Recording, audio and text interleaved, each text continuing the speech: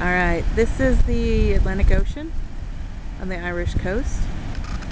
You can see the waves crashing in really major over there. Probably hear it a little bit.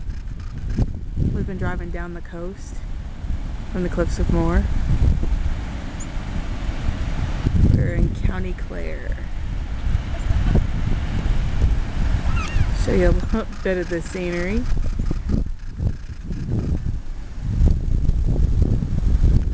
Houses on the shore. Rocks all over the place.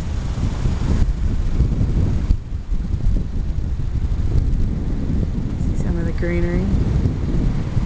And a tractor.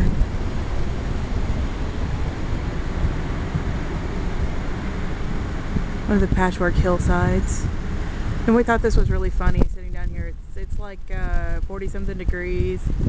Wind's blowing, it's really cold, it's been raining for a long time.